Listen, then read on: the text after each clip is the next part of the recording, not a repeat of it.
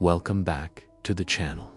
Today, we're diving into something deeper than just thoughts or feelings, into the quiet reasons that keep us stuck, even when we want to move on. Imagine this: you're sitting alone in your room. It's late, too late for anyone to call, too early for the world to forgive you for being awake. The light from your phone glows like a phantom limb, tempting your thumb to scroll, to search, to revisit something. Not something you love, not even something you want, but something you can't seem to stop needing. A name, a memory, an echo. You hover, you hesitate, and then, like every other night, you give in. You look again and again, but nothing's there, only the strange, aching familiarity of absence. And in that moment, you realize it's not them you're addicted to. It's the version of you that still had them, or perhaps, more terrifying, still needed them. But why? Why do we return to what hurts us? Why do we clutch the ghosts of people, identities, dreams even, when we know they're long dead? We, rational beings, keep trying to resurrect what we buried years ago. You've moved on, haven't you? New routines, new people, maybe even new loves. And yet something inside you won't loosen its grip. You think about the person who left, the childhood you were never allowed to grieve, the version of yourself that never got to be. You think about the promises made in the dark by others, by yourself, that were broken silently, swallowed and shelved behind clenched teeth and busy schedules. There is a paradox at the core of your suffering. You hate the weight, fear the lightness. You want to let go, but letting go feels like betrayal, not just of the past, but of the pain that shaped you. Maybe letting go means admitting it was all for nothing. Maybe it means accepting that the love wasn't mutual, that your efforts didn't matter, that they never understood, that they were never going to, or worse, maybe it means accepting that you were the one holding on too tightly all along. There's a terrifying stillness in letting go, not a heroic release, not a dramatic shedding, but a quiet, subtle undoing, like watching a spider's web disappear in sunlight, delicate, invisible, gone, and that silence, that emptiness. It feels more unbearable than pain itself, because pain at least means there's still something to hold, still something left to fix, or change, or ache for. But emptiness, it demands something even more radical, that you exist without the story, without the grievance, without the enemy, without the identity that was born from the wound, so you keep it. Not because you're weak, but because that pain, however broken, however toxic, feels like home. You've built a cathedral of memory around your suffering, and the idea of tearing it down, it feels like erasing part of yourself. You are not alone in this. Most people are living inside prisons made of nostalgia, of guilt, of unfinished conversations, of alternate timelines where they mattered more, lost less, or never made that mistake. We don't hold on because we're sentimental. We hold on because the pain is woven into our identity. Letting go means facing a mirror without your armor. Letting go means asking, if I am not this story, who am I? That question, the one you avoid when the room goes silent, is the true reason you can't let go. Not because you can't, but because you're not yet ready to meet the version of you who has nothing left to hold. And maybe, deep down, you suspect that version will be terrifyingly. The reason you can't let go isn't about willpower. It's not about discipline, strength, or closure. It's deeper than any of that, buried beneath layers of psychological wiring. and centuries of philosophical confusion about what it means to be human. Let's start with something uncomfortable. You are biologically designed to cling, not just to people, but to stories, to symbols, to identities that feel stable even if they're painful. Neuroscience calls it emotional tagging. When something profoundly affects you, especially during moments of fear, shame, or longing, it gets tagged in your brain. It becomes sticky, magnetic. You remember what hurt because your brain thinks remembering will protect you.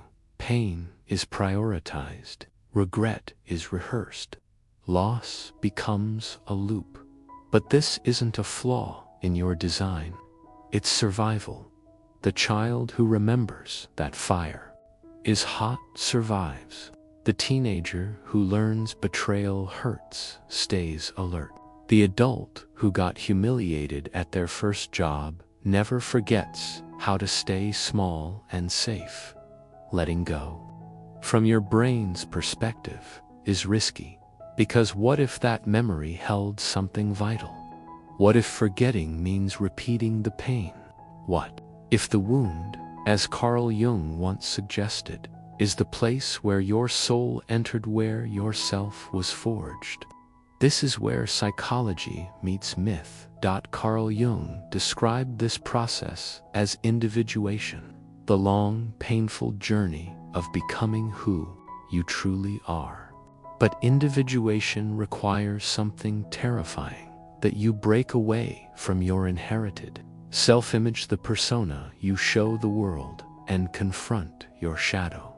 The shadow is not just your darkness, it's your hidden truth, the parts of yourself you exiled long ago, the needs you were told were too much, the anger you buried under politeness, the love you never expressed because vulnerability felt like death. And that's the catch.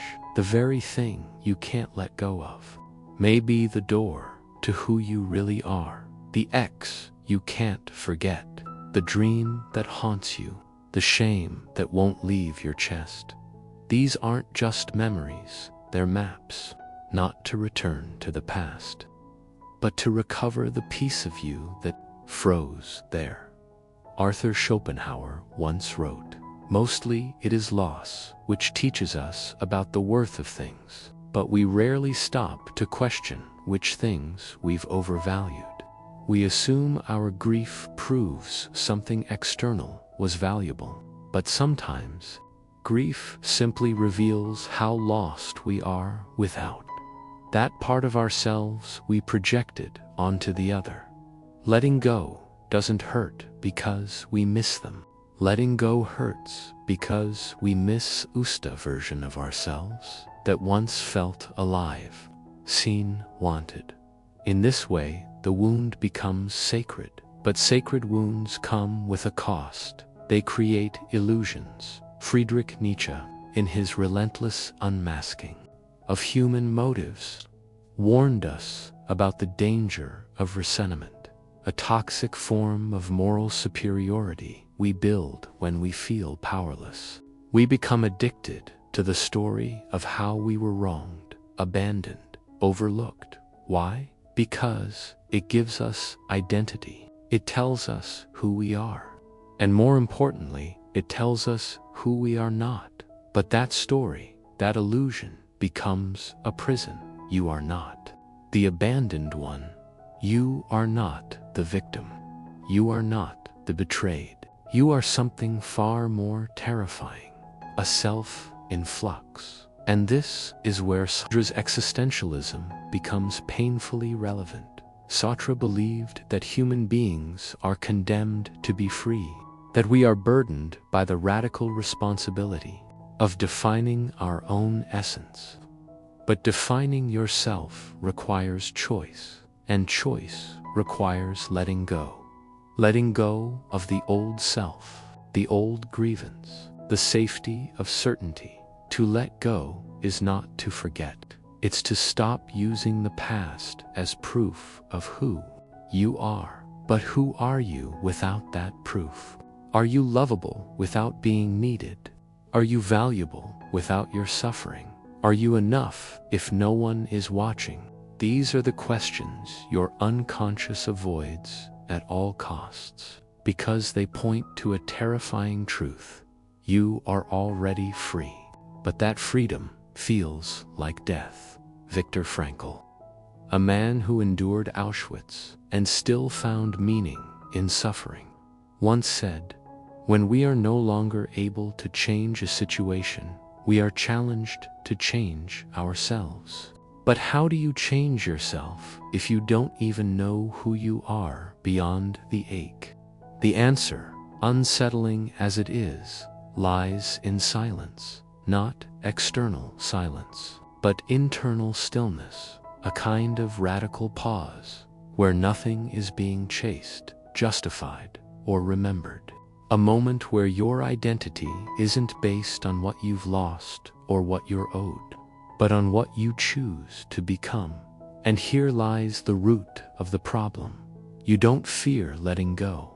You fear what comes after. The blank page, the empty hands, the quiet self. You fear being unrecognizable, even to yourself. But maybe that's the point. Maybe the greatest act of healing isn't reclaiming what was lost, but allowing yourself to be reborn without it. You tell yourself it's harmless, just a thought, a glance backward, a memory drifting into your mind like smoke. But what if the most dangerous things are the ones we allow to stay unexamined? What if not letting go isn't neutral, but corrosive? Because here's the truth you've avoided. Holding on doesn't just keep you tethered to the past. It distorts your present. It alters how you see everything, your relationships, your potential, your future. It becomes the lens through which you interpret life. Like a smudge on your glasses, you stopped noticing. The pain you cling to becomes the filter of your identity. You meet new people, but you're still hearing echoes from old ones. You try new things, but your fears were authored by a past version of you.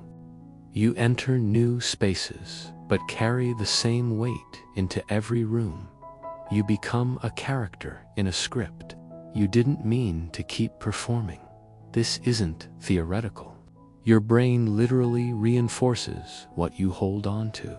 It's called neuroplasticity, brain's ability to rewire itself based on repeated thoughts and behaviors. The more you dwell on something, the more real it becomes in your neural network. It moves from memory to identity to fate, and over time, you lose the distinction between what happened to you and who you are. This is why the past isn't just behind you. It lives inside you, guiding your choices in invisible ways. That argument you keep replaying, it's not just a story. It's shaping how you handle every new disagreement. That betrayal you never grieved, it's whispering doubts into every new connection you try to build. You begin to distrust joy. You start to flinch at peace, because deep down, your mind expects more of what it already knows. And this is where the consequences grow darker. You begin to sabotage the very things that could free you. The healthy relationship feels boring. The calm day feels off. The opportunity to grow feels not like me. Why? Because your nervous system has been trained to feel safe in chaos. Trauma teaches you to anticipate pain, not just endure it. To find familiarity in struggle. To associate discomfort with truth and peace with illusion. So when something genuinely good arrives, part of you pulls away. You might not even realize you're doing it. You ghost. You pick fights. You dismiss kindness. You mistrust stillness. You begin to build a life that reflects your past instead of your potential. And the worst part, you become a stranger to yourself. You no longer trust your instincts because they're filtered through wounds. You second-guess your desires because they were once punished. You repress your anger because it was once unsafe to express. You dim your light because being seen used to lead to hurt. This is what clinging really does. It fragments you. It divides your soul into compartments, what's allowed and what's exiled. It builds a self that is half alive, always performing, always managing pain instead of feeling freedom. And society, knowingly or not, encourages it. We are surrounded by a culture addicted to reactivity, to endless scrolling, endless stimulation, endless reminders of what we're missing. Social media doesn't just reconnect us to people, it reactivates wounds. Every memory it shows you is a injury masked as nostalgia. Every highlight reel becomes a mirror of your failure. And suddenly, you're not just living in your pasture, comparing it to someone else's curated present. Capitalism thrives on your inability to let go, because if you let go of shame, guilt, inadequacy, what would they sell you? Who are you if you no longer need fixing? And so the algorithms feed your pain back to you. Your grief is commodified. Your nostalgia is monetized. Your longing is engineered into your daily experience. You're not healing, you're scrolling, you're buying, you're numbing, and all the while, the real you, the one who could be born on the other side of letting go, remains buried beneath the noise. The cost of not letting go isn't just emotional, it's existential. You start to live a smaller life. You avoid risks because of what once happened. You avoid love because of how it ended before. You avoid truth because it might contradict the narrative that's kept you alive until now. But staying alive is not the same as being fully alive. There is a silent crisis unfolding inside countless people today. They have built entire lives around a single moment they couldn't release. A heartbreak, a failure, a betrayal, a role they were forced to play, a version of themselves they felt safest pretending to be. They don't know who they are without it. And so they remain. They're smiling, working, building, achieving, but never arriving. Because how can you arrive at the future if your soul is still shackled to the past? This is not just psychological, it is spiritual. Letting go isn't about forgetting. It's about remembering who you were before the world told you who to be. But to do that, to step into who you truly rue, must first recognize how thoroughly your pain has become your personality. And only then can the rebellion begin. And then, one day, the war inside you goes quiet. No trumpet sounds, no epiphany crashes through the ceiling, just silence. A kind of peace that feels almost suspicious. And you wonder, is this it? Is this what letting go really feels like? You expect fireworks, you get stillness, you expect closure, you get space, and that's when the truth finally reveals itself, not as a thunderclap, but as a whisper. You were never holding on to them. You were holding on to the version of yourself that existed when they were still in your life. That's the secret no one tells you. We don't cling to the past because it was perfect. We cling to it because we don't know who we are without it. The pain was terrible, but familiar. The heartbreak was crushing, but known. The identity built in trauma became your home.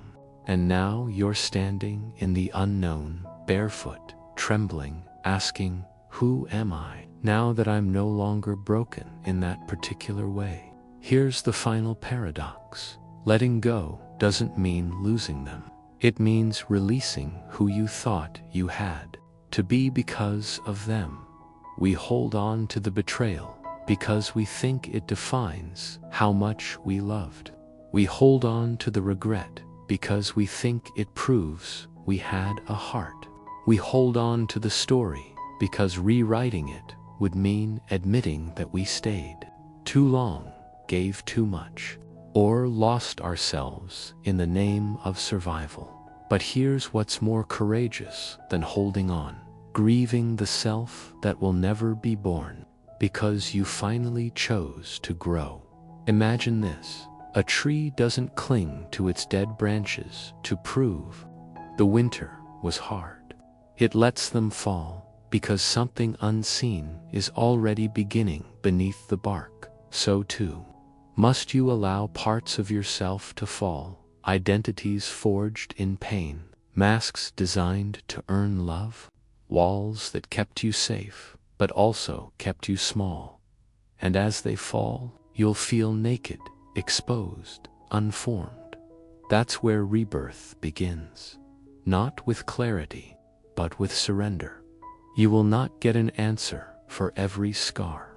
You will not find meaning in every ending. You will not wake up one day and feel done. Because healing is not a destination, it's a becoming. And sometimes the deepest healing is not figuring out why something hurt. It's choosing to stop building your personality around the wound. Arthur Schopenhauer once wrote, "Every man takes the limits of his own field of vision for the limits of the world." And what is trauma if not a narrowing of vision, a loop, a story, a border built around the moment you were shattered? You live inside that frame, thinking it's the whole picture. But beyond that frame is life, messy, tender, and unpredictable, but real and yours. Letting go is not forgetting. It's the opposite. It's remembering everything, but choosing to remember yourself more. It's saying, I remember the moment I broke, but I also remember the moment I chose not to be broken anymore. So what is the ultimate truth? Here it is. You are not what happened to you. You are what you choose to become in the aftermath. And if you're brave enough to drop the script, brave enough to step out of the roles you were assigned, brave enough to stop reciting your pain like a prayer, you will discover something luminous hiding underneath it all. A self not defined by pain, a love not shaped by fear, a future not ruled by repetition. You'll find that the hand you thought was gripping the past was actually wrapped around your own throat. And letting go, it's not releasing them, it's releasing yourself from the weight, from the waiting, from the version of you that thought healing had to look like revenge or justice, or being seen by those who refused to see you the first time. Because the ultimate truth is this: peace was never theirs to give you. It was yours to claim all along. You just had to stop looking for it in the wreckage. So now breathe, stand in the quiet, not the silence of avoidance, but the stillness of survival completed. You made it. Not because it didn't break you, but because it did. And you're still here, soft, open, wiser. You didn't let go because it was time. You let go because it was you. You are the one who chooses. You are the one who writes. You are the one who remembers. So go not back, not forward, but inward, and find the self that was waiting just beyond the letting go.